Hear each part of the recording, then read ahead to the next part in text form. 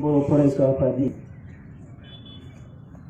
Special कनभेनसनजों लोब्बा लानानै दिनै बे फिरफिला बिरहोनाय हाबाफारियाव बाहागो लानो हानाय एबसुनि गोदानै सायख'जानाय आफादगिरि आगुनि लेङाइ आफादगिरि दिपेन बर' बे हाबाफारियाव बाहागो लानो हानाय एबसुनि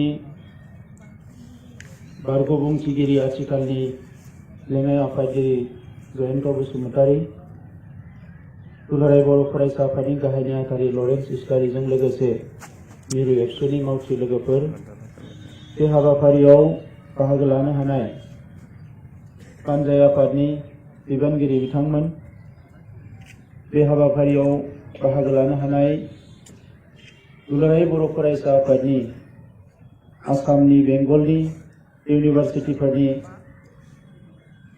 आफादगिरि नेहाथारि आरो बिबानगिरि लोगोफोर, हामलै लोगोफोर आरो रायजो राजा नोंथांमोन। दा बे समाव आङो गिबियावनो बाहागो लानो हानाय साफ्रोमनोबो गोसो गोरबोनि गाहाम हामलायनाय अननाय सिबिनायखौ बावहरबाय। बे फिरफिला बिरहोनाय हाबाफारिनि गेजेरजोंनो गोलाव सम बड'लेण्ड सोमावसारनाय आरो बर'नि गुबुन गुबुन मोन्थायखौ लानानै सोमावसारनायाव मुंख्लं जालांनाय बर' जोहोलाव जोहोलावजो बिथांमोननि सोरगोआरि जिउ सोलेरनि अराय आलो गोजोननि थाखाय आङो बे समाव आर'ज गाबबाय। बे हाबाफारिनि गेजेरजोंनो बड'फा उपेन्द्रनाथ ब्रह्मनि सोरगोआरि जिउ सोलेरनि खाथियाव आङो आर'ज गाबबाय। लोगोसे अबंलावनि खाथियावबो आङो आर'ज गाबो बिथाङा सोरगोआव अराय आलो गोजोनै थानो जायगा मोनथों आरो बर' फिसाफोरनि बुहुमाव गावनि राव थुनलाइ, गावनि सिनायथि, गावनि थामोनथा गासैखौबो लानानै हारि बायदियै थांना थानायनि जि दावहा बेयाव जाफुंसार जानायनि अराय सम बोर सारस्रि हरथों। बिनि थाखाय आङो बिथांनि जिउ सोलेरनि खाथियाव आर'ज गाबबाय। बे गोलाव सम थामोनथानि सोमावसारनायाव रैखाथिनि जांख्रिथायाव NDBनि BLTनि गुबुन गुबुन बर' थुनलाइ आफादनि जिखिनि मुंख्लं जालांबाय बिथांमोननि खाथियावबो आरो बे समाव खर' गंग्राय खुलुमनाय बावहरबाय। जोंनि गोबां मुंख्लं न'खरा बिथांमोननि गैयैयाव न'खरनि आगोमा फिसाया अबथिरा जिउ गोमानांनायाव जोबोद खस्थ' मोनबोबाय। दा बिथांमोननि न'खरनि फारसेबो आंनि गोसो गोरबोनि गोथौ दुखु मोननायखौ आङो फोरमायहरबाय। मानगोनां रायजोफोर, मावथि लोगोफोर, बे समाव दुलाराय बर' फरायसा आफादा जोङो मोनसे गिदिर हाबाफारि मावफुंनायनि उनाव मोनसे जर'खा जथुम्मा जिरायनानै जोंनि मावनो लानाय हाबाफारिफोरखौ फिन सावरायनायनि गेजेरजों जोङो थिग खालामनानै लानो हाबाय। दुलाराय बर' फरायसा आफादा मोनसे भाइब्रेन्ट अर्गेनाइजेसन। बे आफादा थाद'नो सम गैया, बे आफादा जिरायनो सम गैया। बे आफादनि मावथि बिबानगिरिफ्रा मेंनो एबा गिनो सम गैया। आवगायनांगौ आरो आवगायनांगौ, आवगायनांगौ आरो आवगायनांगौ। मानोना बे हारियाव हारिखौ बेंग्रा, हारिखौ जोथोन लाग्रा, हारिखौ नायग्रा, हारिनि सुबुंफोरखौ अनग्रा मोनसे आफाद दङ होनब्ला बियो दुलाराय बर' फरायसा आफाद। हारियाव आफादाथ' गोबां दङ, नाथाय हारिनि थाखाय बावसोमनो हाग्रा 24 आवार 24 घन्टा हारिनि हाबा मावनो थियारि जानानै थानाय मोनसे रौनिया हान्जा, खायथि हान्जा होनना बुङोब्ला बे दुलाराय बर' फरायसा आफाद। आं बे बाथ्राखौ बुंनाया आं गुबुन आफादफोरखौ गाहाय एबा गुबुन आफादफ्रा हाबा मावाखै आं बिदि बुंनो सानाखै। आंनि बे 30 बोसोर दुलाराय बर' फरायसा आफादजों सोमोन्दो लानाय आरो 19 बोसोर बिबान लानानै हाबा मावनायाव आङो बेखौ रोखा जाबाय जे हारि मोनसेया थांनानै थानांगौब्ला गमामायैनो हारिनि थाखाय माखासे सेल्फलेस, गावनि फारसे सानाजासे खामानि मावग्रा मानसिफोर नांगौ। आं दिनै सेलुट होयो दुलाराय बर' फरायसा आफादनि बारग' दैदेनगिरि बिथांमोनखौ, आथिखालनि दैदेनगिरि लोगोफोरखौ जे नोंथांमोना गावबा गावनि जिउनि बेसेन गोसा समखौ जे हारिनि थाखाय बेबायदि होनो हादों। बेबायदि जे होदों बिनि थाखाय आङो नोंथांमोनखौ सेलुट होयो। आङो सेलुट होयो बै न'खरनि बिगोमाफोरखौ, जोंनि बिमा बिफाफोरखौ, जाय बिमा बिफाया उन्दै समनिफ्रायनो अनै अनै फेदेरनानै गावखौ नायनो, गावनि न'खरखौ नायनो, साख्रि बाख्रि लानानै न'खर संसारखौ मोजाङै सामलायनो बिथांमोना सिमां नुनानैबो गावनि गथ'खौ दिनै हारिनि थाखाय मोनसे इयुन रोखा जेबो राहा लामा नुहुराब्लाबो दुलाराय बर' फरायसा आफादाव हाबा मावनो गोसो गोरबोनिफ्राय जे बिथांमोना हगार हरो, बै बिमा बिफाफोरखौ आं अरायसम खुलुमो। दिनै जोङो दुलाराय बर' फरायसा आफादा नैबे थासारिसिम सफैनो हादोंब्ला बै बिमा बिफाफोरनि थाखाय, बै सुबुंफोरनि थाखाय, बै हारि अनफावरि मानसिफोरनि थाखाय जायफोर दुलाराय बर' फरायसा आफादखौ अराय अनसायबोदों। मानगोनां बिग्रायारि लोगोफोर, बिबानगिरि लोगोफोर, मावथि लोगोफोर, आङो बे समाव नोंथांमोनखौ खावलायो, हारिया जोंनो अननाय होदों, हारिया जोंनि सायाव फोथायनाय लाखिदों, हारिया जोंनि सायाव मिजिं थिदों, हारिया जोंनिफ्राय माबा मोनसे नङा माबा मोनसे हास्थायदों आरो हारिखौ जों मालाबाबो मोखां सायर' खालामनो हानाय नङा, मोखां सायर' खालामनो मोननाय नङा। मानोना बे हारियाव आरो बिश्वास लानो हानाय, फोथायनो हानाय, अननो हानाय आरो हारियाखौ सुंथाग्रा होननानै साननो हानाय आफादफोरनि गेजेराव गुबै आफादानो जाबाय दुलाराय बर' फरायसा आफाद। बे आफादाव गोबां दैदेनगिरि फैदों आरो थांदों, हारिनि गोबां सिंनि आरो सानि खोथाफोरखौ सावरायदों, हारिनि जेंनाफोरखौ सावरायदों, गोखा गोखै मोजां गाज्रि गासैखौबो सावरायदों आरो बेखौ मोगथाङाव महर होदों जोंनि मावथिफ्रा, जोंनि रायजो राजाफ्रा। बड'फा उपेन्द्रनाथ ब्रह्मआ आफादगिरि जानानै दुलाराय बर' माहारिनिनो मोनसे दिग होलांबाय, सान्थौ होलांबाय, सानस्रि होलांबाय। बड'फा उपेन्द्रनाथ ब्रह्मनि सान्थौ आरो सानस्रियाव जों बेसेबां सिङाव हाबनो नाजागोन, एसेबांनो हारि दानायनि जोंनि हाबा लामाफोरखौ जोङो नुनो मोनगोन। दिनै जोङो मोनसेनि उनाव मोनसे, मोनसेनि उनाव मोनसे गोरोबथा खालामनो हादों। जोंनि सोमावसारनायखौ 22,000 सुथुर हानजा थासेयावबो जोङो जे गोख्रोङै लाबोबाय थानो हादों दिनै बड'फा उपेन्द्रनाथ ब्रह्मनि सान्थौ आरो सानस्रि। गुबुन मोनसेया जाहैबाय बर' आइ आफा रायजो राजाफोरनि गोख्रों फोथायनाय आरो मेंनो रोङै हाबा मावनाय। दिनै गासैबो बिथिंनिफ्राय जोङो जेब्ला ज' जानानै साननो हादों अब्लानो हारिया माबा नङा माबा मोनसे मोनदों। बिग्रायारि लोगोफोर, मावथि लोगोफोर, आं नोंथांमोनखौ खावलायबाय, दुलाराय बर' फरायसा आफाद हिसाबै गोबाव सम खामानि मावबाय, आफादगिरि हिसाबै 10 बोसोर खामानि मावबाय आरो दिनै जोबथारनाय बे फिरफिला बिरहोनायाव आंनि जि बिबुंथि बिनि गेजेरजों आङो नोंथांमोनखौ खावलायदों जे दुलाराय बर' फरायसा आफादाव हाबा मावनो मोननाया जों बयनिबो खाफालनि बाथ्रा। जिउआव सासे मानसिया गावनि थाखाय जेरैबायदि सानो, जेरैबायदि लायो, बेबायदिनो गोबां खामानि मावनो हायो, नाथाय हारिनि खामानि मावनो बयबो खाबु मोना। दिनै बर' हारियाव 22,000 लाइमोनफोर दङ, लेखा गोरों लाइमोनफोरबो दङ, गोबां मानसिफोर दङ, बिनि गेजेराव 5,000सो जोंनि लाइमोनफ्राल', जोंनि सेंग्राफ्राल', जोंनि बिनानावमोनाल', फंबायमोनाल', जोंनि बिदाफ्राल' खामानि मावनो खाबु मोनदों। दिनै बिबानाव 5,000सो जोंनि मावथिफोर दङ। दा बे 5,000 मावथिया 24 आवार खामानि मावोब्ला हारिया बेसेबांबा जौगालांगोन। जोङो नायो, आं एखम्बा बिजिरो जे मोनसे इन्डास्ट्रियाव 500 जन मानसि खामानि मावोबा बे इन्डास्ट्रिनि एनुवेल इनकामा बेसे जायो? मोनसे इन्डास्ट्रियाव 1,000 मानसिया खामानि मावोब्ला बेनि एनुवेल इनकामा बेसे जायो? मोनसे इन्डास्ट्रियाव 5,000 मानसिया खामानि मावोब्ला बेनि इनकामा बेसे जायो? आरो दिनै दुलाराय बर' फरायसा आफादनि जोंनि मावथि भलेन्टियार्सफ्रा 5,000 सुबुङा 24 घन्टा जुदि सोलोंथाइनि खामानि मावोब्ला, रांखान्थिनि खामानि मावोब्ला, समाज फोसाबनायनि खामानि मावोब्ला, गासैबो बिथिङाव जुदि जोङो खामानि मावोब्ला बे हारिया जौगायैनि जेबो खोथायानो गैया। नाथाय जोङो नांगौ बायदियै गावखौ बावसोमनो हायाखै, नांगौ बायदियै जोङो खामानिफोरखौ मावनो हायाखै। जोङो प्रेक्टिकेल जानांगोन, जों प्रफेसनेल जानांगोन, जोंनि सिन्था धाराफ्रा प्रेक्टिकेल जानांगोन। जोङो नायनांगोन, आं एबसुआव दङ, फुंनि मोनानि एबसुआव दङ होननायानो जोबथा नङा। एबसुआव थानानै आंनिफ्राय मा एबसुआ लाब जादों, रायजो राजाया मा आं मा होनो हादों हायाखै, आं मा मावनो हादों हायाखै, बेखौ जों गावनो गावनि सिङाव हाबनानै जोङो नायनांगोन। जोङो बेसेबांबा लेखा बुरजा गोरों सेंग्राफोरखौ बेवहाय सेंग्रा सिख्लाफोरखौ ज' खालामनानै अर्गेनाइजेसन दानानै आं एखम्बा गिनायबो मोनो।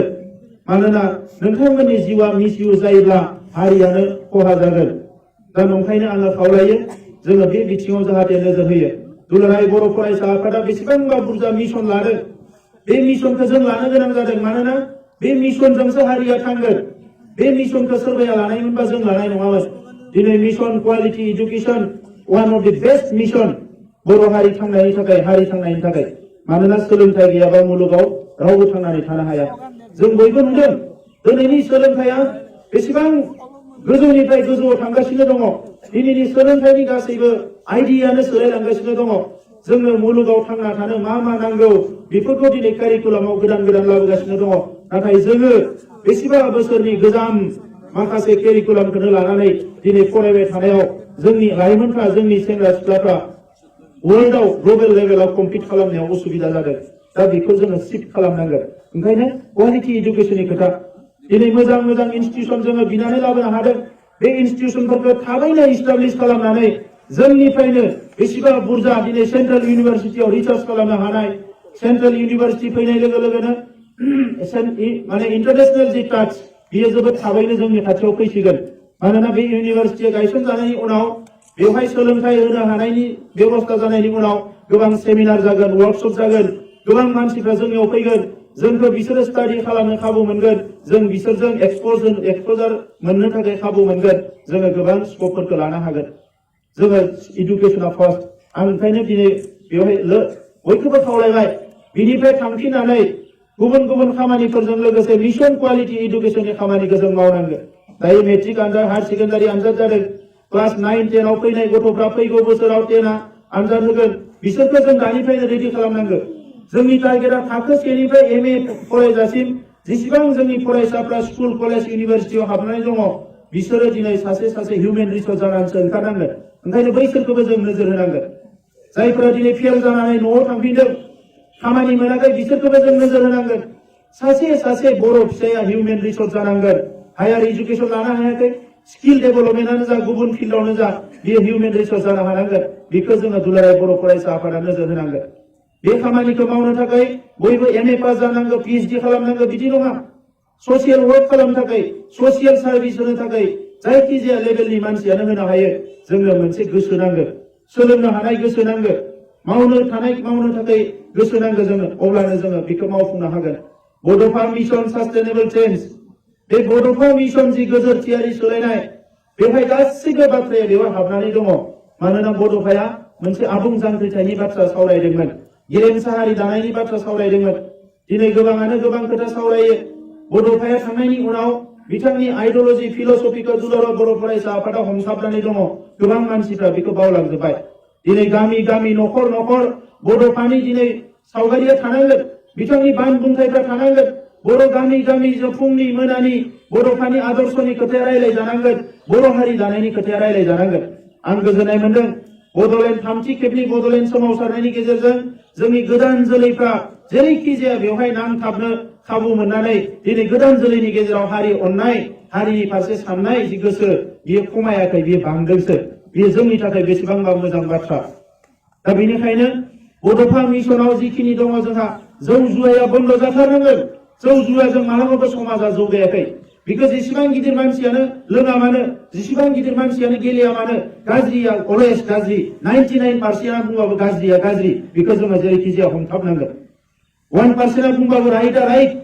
ओंखायनो राइट आरो रंखौ जोङो दिनै डिफारेन्सियेट खालामनो हानांगोन। जौ जुवाजों समाज दानो हाया। दिनै जोंनि गेजेराव करापसन, बिराद हिउज करापसन जोंनि गेजेराव। जोङो नोरोम आखुनि मानसि, नोरोम आखुनि जाथि।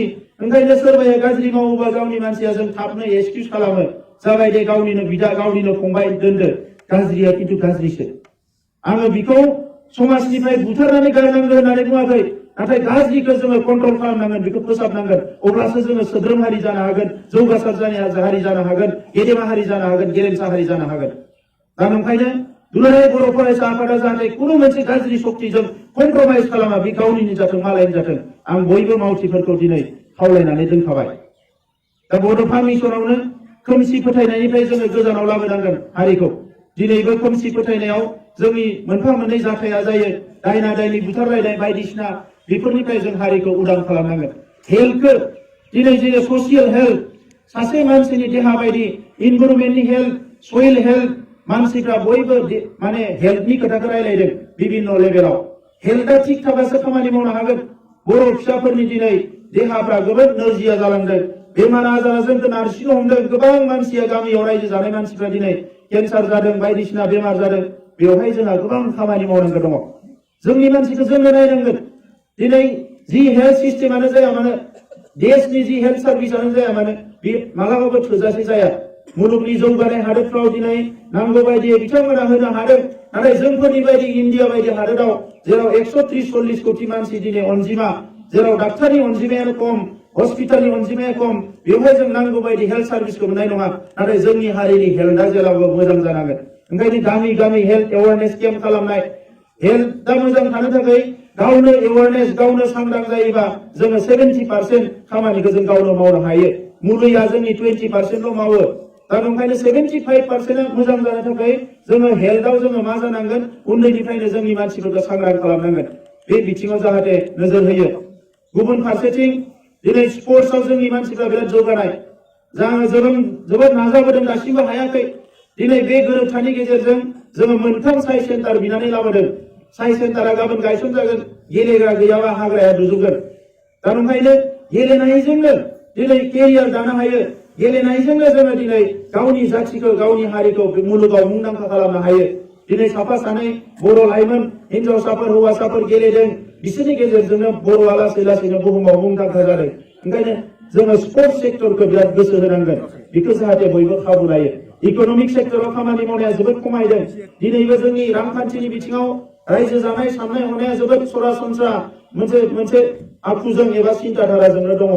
दानि इक'नमिया जोबोद मोनसे गोब्राब इक'नमि जाबोबाय दिनै इन्डियायाव जिडिपिआ खमायदों आरो खमायदों नाथाय जोंनि गेजेराव हारिनि गेजेराव जोंनि बेसेबां सुबुङा मिथिगौ जे देशनि इक'नमिया बबे लामाजों थांदों आरो थाङाखै जोङो बेखौ सांग्रां खालामनांगोन मानसिफोरखौ जोंनि हा हुखौ बेंनाय हा हुआवनो मोजाङै आबाद मावनाय जायफोर सेंग्रा सिख्लाफोर ओरैनो दङ बिसोरो थाबैनो ओरैनो थानाय समखौ बारा गोलाव खालामनाङा मोनसे खामानिखौ गारबाय गुबुन मोनसे खामानिखौ थाबैनो हमनांगोन जोंनि आखायाव बारा सम गैया बे बिथिंखौ जाहाथे जोङो नोजोर होयो इक'नमिक सेक्टराव जोङो नोजोर होनांगोन आरो बेजों लोगोसे आखल आखु दानाय दिनै मुलुगाव जाय हादोरखौ दिनै मानसिफ्रा अनदों सुइजारलेण्डखौ मानो मोजां मोनो सुइजारलेण्डआव जेबो भाइलेन्स गैया बिनि मानसिफ्रा मोजां फिनलेण्डआ जौगानो हादों सोलोंथायाव बेसेबांबा जौगानो हादों बिनि मानसिफोरनि साननाय हनायफ्रा जोबोद पजिटिभ मोनसे समाव फिनलेण्ड हादोरनि रांखान्थिया जोबोद गाज्रि जाबायमोन दिनै मोजां सोलोंथाइ फसंथान गायसननानै ओरैबायदि जौगाबाय वर्ल्डआव दिनै बेस्ट इडुकेसना फिनलेण्डआव सोलिगासिनो दङ जोङो बिसोरनि आयदाफोरखौ जों लानांगोन बिसोरनि हाबा मावनायफोरखौ लानांगोन जोंनियाव गिदिर इन्डास्ट्रि जोङो गायसननो हाया बेबायदि खाबु गैया जोंनियाव जानो हागौ इयुनाव बेफोरबो फैगोन नाथाय दिनै कटेज इन्डास्ट्रि जोंनियाव जानो हायो मिडियाम इन्डास्ट्रि जोंनि जानो हायो दिनै नेपाल बायदि हादोराव कटेज इन्डास्ट्रिया बेसेबांबा जौगादों बिथांमोना दिनै चाइनानिफ्राय जापाननिफ्राय मेटेरियेल लाना फैनानै साथा बानायदों बेग बानायदों जेफोरनिखि हाजार लाख मानसिफोरनो सानफ्रोमबो नांगौ फुथला फिसा बायदिसिना बानायनाय बे कटेज इन्डास्ट्रिया बिराद जौगादों ओंखायनो जायफोर जोंहा MBA खालामनाय मास्टार्स खालामनानै ओरैनो दङ आं लाइमोनफोरखौ खावलायदों जोंनि जोहोलावफोरखौ खावलायदों नोंथांमोना ओरैनो थानो नाङा मुलुगाव गिदिं नायहैथों दिनै गुबुनफोरनि इक'नमिया बोरै जौगालांदों मा मावनानै जौगादों बेखौ जोङो नायनानै बेरायनांगोन जोंनि गेजेराव सेन्ट्रेल एबसुआल' सेमिनार खुङो बिदि नङा इन्टारनेशनेल लेभेलनि सेमिनारखौ आनसलिकआव खुंनांगोन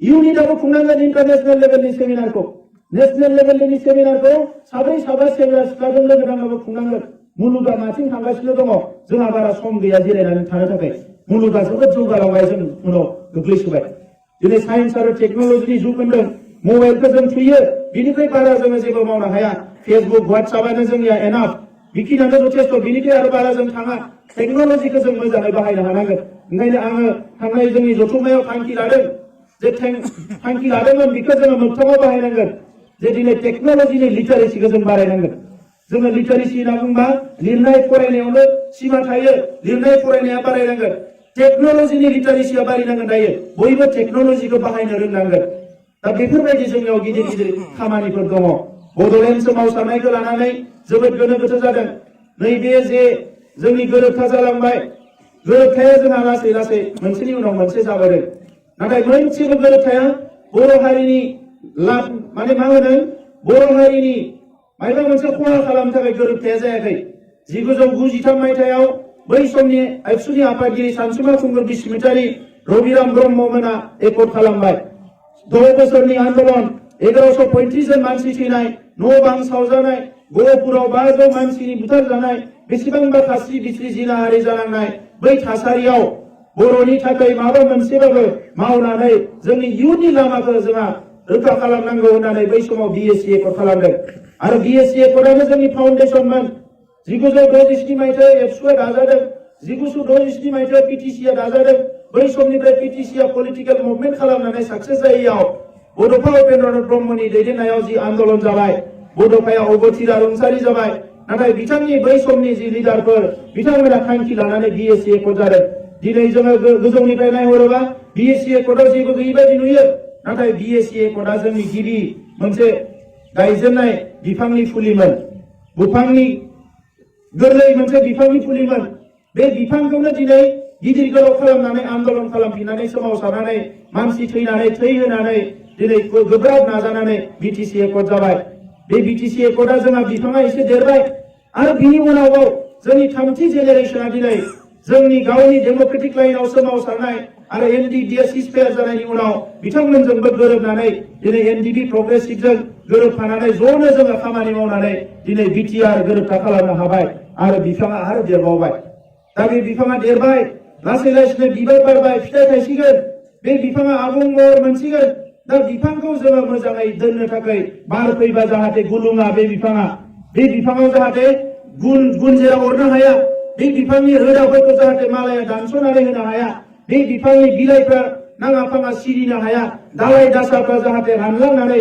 बिफाङा रानज्रिं खनज्रिं जानो हाया बिनि थाखाय जों जोथोन लानांगोन आं नोंथांमोननो गोदोबो सिगांबो बुंबोदों दाबो बुंगोन मोनसे रिभलिउसनाबो जिउ थायो मोनसे जांख्रिथायाबो जिउ थायो बेखौ जोङो फिसिनो रोंनांगोन दिनै जोङो गोरोबथा खालामनायनि उनाव जोङो बड'लेण्ड आन्दोलनखौ एबा राजखान्थिनि जि दाबिखौ जोङो दोनथ'नायनि माखासे थांखि लादों नाथाय बिदि होननानै रिभलिउसनारि स्पिरिटआ जोंनियाव मालाबा जोबनो नाङा रिभलिउसना गासैबो फिल्डआवनो जानो हायो राजा लामायाव थांनानै आलादा रायजो बिनाया मोनसेल' रिभलिउसन नङा आरो जोंनियाव गोबां रिभलिउसन दङ एबारनि रिभलिउसना हारि दानायनि रिभलिउसन एबारनि रिभलिउसना जि सुक्ति खालामबाय बेखौ मोगथाङाव महर होनायनि रिभलिउसन दिनै बिटिसिआव बिएससिआव माखासे रोंगौथिखौ नैबे ओनसोलनि मानसिफ्रा मोनबाय बर' कसारिया मोनसे गोदान एरेन्जमेन्ट गाबोन समफोर बर' कसारि काउन्सिल दाजासिगोन बेवहाय जोंहा सोरबा सिफ जागोन इएनजिएम जागोन बै ओनसोलाव राजखान्थिनि बारहावा बारसिगोन मोननाय मोननैखौ लानानै जोंनि गेजेराव मोनसेया सुरु जासिगोन नाथाय आङो एबसुनि मावथिफोरखौ खावलायो जोङो जेसेबां सिस्टेमा जियानो जाया मानो हारियाव हारिनि आफादफ्रा खौसे थानांगोन हारियाव हारिनि आफादफ्रा खौसे थानांगोन जाय जाथिनि आफादफ्रा स्ट्रं नङा बेवहाय पलिटिकेलि जेसेबां जि मावा मानो हारिया मोजाङै जौगानो हाया दा ओंखायनो जाथिनि आफादफ्रा गोख्रोङै थानांगोन जों हास्थायगोन बर' कसारि काउन्सिलाबो गोख्रोङै दाजागोन बेजों लोगोसे जोंनि बै ओनसोलाव रायजो जानाय जोंनि बर' फिसाफ्रा मोजाङै संसार जानो हागोन एसेब्लाबो जिखिनि डिप्राइभ जाबोबाय रांखान्थिनि बिथिङाव गुबुन बिथिङाव जौगानायनि लामाखौ मोनगोन दिनै सनितपुर आरो बिश्वनाथखौ लानानै गोबां खोथा सावरायनाय जादों मा जागोन मा जाया जोंनि सिमाखौ नारनाया जोंनि बियो इसिङारि थांखिखा बियो जोंनि मोनसे मास्टार प्लानखा बियो बेखौ लानानै खुनु दिन जों कमप्रमाइज खालामनाय नङा दा ओंखायनो दिनै कमिसन लादों कमिसनाव जोंनिफ्रायबो मानसि थागोन बिटिसि सरकारनिफ्रायबो मानसि थागोन आसाम सरकारनि मानसि थागोन गावनि दानख'नाय आरो सोनाय सोरबा बुंदों दानख'नायाव दानख'जोबनानै बिटिसिआ जेबो थानाय नंला सासे मानसिया गावनि गोसो बायदि गोबां खोथा बुंनो हायो नाथाय बेबायदि मावनो हाया दिनै गोबाङानो गोबां बायदिसिना खोथा बुंदों नाथाय प्रेक्टिकेला मा जोङो रिभलिउसन खालामदों एकर्ड खालामदों बे एकर्डखौ ओरैनो खालामाखै बेसेबांबा खेब रायलायनानै दान्थे बिदान्थे जुक्ति जुक्ततानि गेजेरजों बोसोरनि उनाव बोसोर रायलायनानैसो मोनसे गोरोबथाया जायो दा ओंखायनो बे गोरोबथायाव जेफोर खोथाफोरखौ दिनै सोनानै दोनदों बे खोथाफोरखौ मोगथाङाव महर होनो हायोब्ला गमामायैनो हारियाव सोलायनाय फैगोन दिनैनि गोरोबथाखौ लानानै सोरबाया गोजोननाय गैया सोरबाया बायदिसिना खोथा बुंदों नाथाय बे गोरोबथाया आसामनि थाखाय भारतनि थाखाय बर'फोरनि थाखाय हारसाफोरनि थाखाय बयनिबो गनायजाथाव मोनसे गोरोबथा जादों आरो बेबायदि थासारि सोमजिहोनानैसो मोनसे मोजां थासारि लाबोनानैसो इयुननि लामाखौ जोङो हान्थिलांनांगोन नैबे जिखिनि लामा हान्थिबावनांगौ दङ जोंहा बेखिनिखौ जोङो मेलेमजों जोंनि ब्रेनजों जोङो रिसार्च खालामनानै स्टाडि खालामनानै जोङो मोनसे मोजां स्ट्रेटेजिनि गेजेरजों जोङो दावगालांनांगोन। दा ओंखायनो नैबे सोमावसारनायाव बेसेबांबा खस्थ' मोननांनाय एनडिएफबि जोहोलावफोरखौ जाय बिथांमोनाबो थैनांबाय बिथांमोनखौ आं खेबसेयाव खुलुमनाय बावहरबाय। जाय जोहोलावफ्रा हाग्रा बंग्रा थानानै म्यानमार भुटान बांलादेश गिदिंनानै बेसेबा गोबाव न' बां गारनानै जुजिनानै दिनै बिथांमोना मोनसे गोरोबथायाव फैनो हाबाय, बिथांमोननिसिम आङो कंग्रेचुलेसन जासिहरदों। बेजों लोगोसे बे गोरोबथानि गेजेरजोंनो दिनै जोंनि दैदेनगिरिया जेलनिफ्राय ओंखारनो खाबु मोनदों। बे गोरोबथानि गेजेरजोंनो हाग्रा बंग्रा थानाय जोहोलावफ्रा गावनि जिउखौ लानानै फैफिननो खाबु मोनदों। बे गोरोबथानि गेजेरजोंनो जोंनि बिमा बिब' बिनानाव गावनि बिसिफ्रा गोबां सम गावनि फिसायजों गोजान जानाय, गावनि फिसाफ्रा गावनि बिफाजों गोजान जानाय दिनै बे गोरोबथानि उनाव न'आव फैफिननायनि खाबु मोनदों। बे गोरोबथानि गेजेरजोंनो कार्बि आंलंआ जेरैखि जाया मोनसे समनि गेजेराव एसटि हिल्स मोनथारनांगौ होननानै बे गोरोबथानि गेजेरजोंनो बेखौ जेरैखि जाया सोसननो थाखाय खाबु मोनदों। दा दिनै जोङो बेखौ मोगथाङाव महर होनो नाजालांनांगोन। आं दिनै बुंदों राजखान्थिखौ लानानै गोबां सावरायनाय फैदों। मैया दाख्लैनिफ्रायनो आंनि सायावबो गोबां खोथा फैदों। एमएलए जाया मन्त्रि जाया होनदोंमोन, दिनै एमएलए जानो मन्त्रि जानो नागिरदों। मोनसे सोलायनाया फैयो। आं एमएलए मन्त्रि जानो नागिराखै। आंनि गोसो गोरबोआ दाबो मोनसे एमएलए मन्त्रि पलिटिक्सआव थांनायनि थाखाय आं जेबो आंनि गोसो गोरबोआ गाबखाङाखै। आंनि गोसोआ गाबखांदों। आं जेरैबायदि जौ लोंनाय न'खराव जोनोम जानानै आंनि जि केरियारा मोनसे समाव थाद'नो गोनां जादोंमोन, बेबायदि आंनि फंबायफ्रा दा जाथों। आंनि गोसोआ गाबखांदों बे गोरिब गुन्द्रा आइ आफा रायजो राजानि थाखाय। आंनि गोसोआ गाबखांदों हाजार हाजार जोंनि लाइमोनफोर साख्रि बाख्रि गैयै ओरैनो बेरायबाय थानायफोरनि थाखाय। आंनि गोसोआ गाबखांदों जोंनि बर' गामिनि थाखाय। जोङो बेखौ मोजां मोनसे साबस्राखांनाय मोनसे मोजां साबना हामना गामि खालामनो हानांगोन। जोंनि संसार जानायखौ गोजौआव लांनो हानांगोन। मालायजों मालाबाबो नायख्लेम जानाय नायगं जानाय बेबायदि थासारिनिफ्राय जों अराय सम उदां जानांगोन। राजखान्थिया गिदिर खोथा नङा, जाथिखौ जौगाहोनायासो गिदिर खोथा। आरो जाथिखौ जौगाहोनो थाखायसो राजखान्थिखौ मावनो गोनां जायो। दा सोरबाया दिनै पावार पलिटिक्स खालामदों, सोरबाया दिनै थाखा फैसा खामायदों, बेखौनो नुनानै करापसन खालामदों। जों जुदि राजखान्थिखौ जुदि बेबायदिनो लाङोबा, बेबायदिनो सानोबा जोंनि हादोरा, जोंनि रायजोआ, जोंनि जाथिया, जोंनि ओनसोला मालाबाबो जौगानो हानाय नङा। दा ओंखायनो राजखान्थिया खामानि मावनायनिसो खान्थि। दा दिनै जुदि राजखान्थि खालामनो गोनां जायोबा बे राजखान्थिखौ परिबर्तन खालामनो सोलायनोसो राजखान्थि खालामनो गोनां जागोन। राजखान्थियाव भट खालामनो नङा, पावार लानानै गादि लानानै आराम खालामनो थाखाय राजखान्थि खालामनाय जानाय नङा। हारि दानो थाखायसो राजखान्थि खालामनांगोन। आरो हारि दानो थाखाय राजखान्थि खालामनो हायाबा बे राजखान्थियाव थांनायनि खुनु जुक्ति गैया, राजखान्थि मावनायनि खुनु जुक्ति गैया। दा ओंखायनो बिग्रायारि लोगोफोर, बे दुलाराय बर' फरायसा आफादनि जि मोनसे आंनि सायाव फोथायनाय, आंनि सायाव बिश्वास, 22,000 थासारियावबो आंनि दुलाराय बर' फरायसा आफादा जे फोथायनाय लाखिनानै माखासे खामानि मावनो खाबु होबाय, बिनि थाखाय आं अराय सम दुलाराय बर' फरायसा आफादनि खाथियाव आं सुख'हायै दाहार थागोन। आंनि न'खर, आंनि संसार जेरावबो आंखौ मदद खालामनायनि थाखाय आं दुलाराय बर' फरायसा आफादखौ मालाबाबो बावनो हानाय नङा। आं दिनै बुंबाय जे आंनि थैजासिम आंनि न'खरनि दरखङा अरायसम दुलाराय बर' फरायसा आफादनि बर' हारिनि थाखाय खुला थागोन। आं मालाबाबो दरजाखौ थांनाय नङा। आंनि इयुन हाबाफारिया आंनि गामि सौरागुरिनिफ्रायनो जागायगोन, तामुलपुरनिफ्रायनो जागायगोन। आंनि न'खरनि, आंनि आमायानै आंनि न'खरनि मानसिफोरजों आङो 30 बोसोर प्राय रिलेसनाव गैया बायदि जानानै दङमोन। नोंथांमोना जेलानो फैया आंखौ तामुलपुराव लोगो मोनगोन, सौरागुरियाव लोगो मोनगोन। आरो बिनि उनाव आङो पियर सासे गामिनि मानसि बायदि थानो लुबैयो। गामिनि लाइमोनफोरजों, गामिनि सेंग्रा सिख्ला, गामिनि बोराय बेन्थ'फोरजों थानानै गामिनि मानसिफोरनि साननाय हनायजों गोरोबनानै बर' हारि दानायनि बाथ्राखौ सानफिननो थाखाय आं लुबैयो। दा ओंखायनो साननो नाङा एबसुनि आफादगिरिनिफ्राय गबाय गोजान जासिगोन। गखांनायनि उनावबो आंनि सोमोन्दोआ खाथिनिफ्राय खाथि जागोन, खाथिनिफ्राय खाथि जागोन। मैया गखांनानै थांनायनि उनाव आं सानदों गोबां खामानि मावनो आद्रा थालांबाय, नाथाय आंहा फोथायनाय दङ आंनि फंबाय बायदि असे फंबाय जोंनि दिपेन बर', लरेन्स इस्लारि बिथांमोननि दैदेननायाव जोंनि खामानिफ्रा खुनु मोनसे खामानिया थाद'नाय नङा। जोङो जारिमिन सुजुदोंमोन, बे खामानियाबो जोंहा आद्रा जानानै दङ। बे खामानिखौ जोङो मावफुंनांगोन।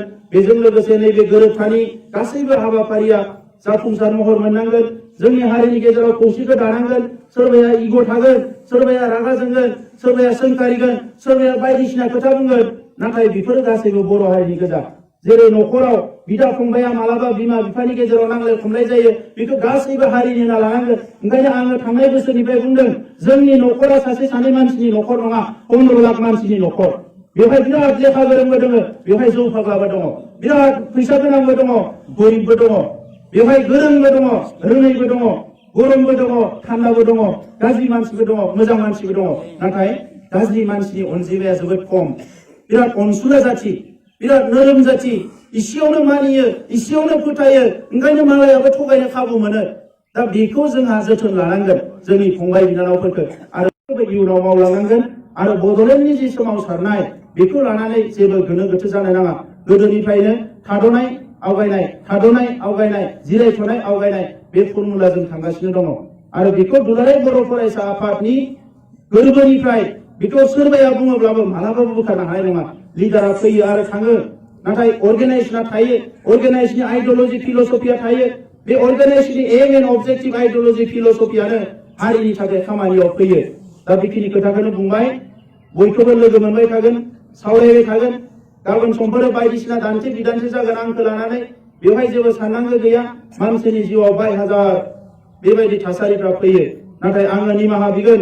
आंनि थाखाय दुलाराय बर' फरायसा आफादा जिखिनि खस्थ' मोननांबाय बिनि थाखाय आं अराय सम निमाहा बिगोन।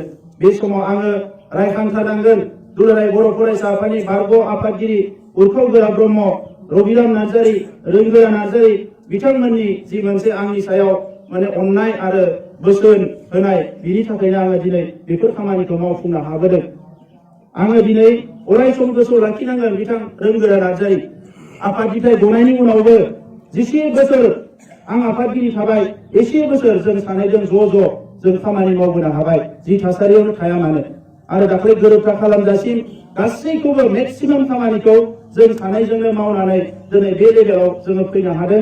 दा बेनि थाखाय आं बिथांनि खाथियावबो साबायखर बावबाय।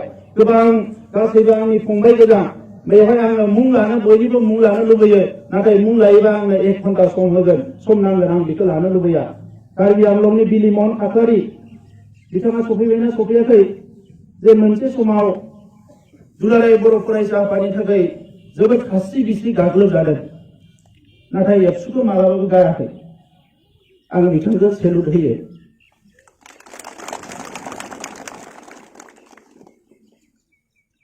बारा गोलाव बुंनो सानाखिसै, जोबथारनायाव बयनिसिमबो आंनि गोसो गोरबोनि अननायखौ बावहरबाय।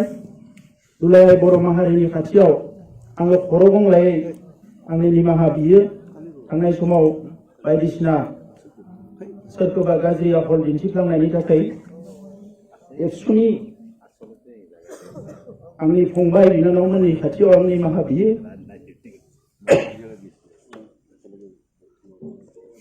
मालाबा रागा जोंनाय, मालाबा एसे गोरायै बुंनायनि थाखाय, आरो फैबाय थानाय समाव बयबो ज' हारि जानायनि हाबाखौ मावलांगोन। आं बेखिनिखौनो बुंनानै आंनि बुंनायखौ फोजोबबाय। जय बर' हारिनि जय बर' हारिनि जय बर' हारिनि गोजोन्थों।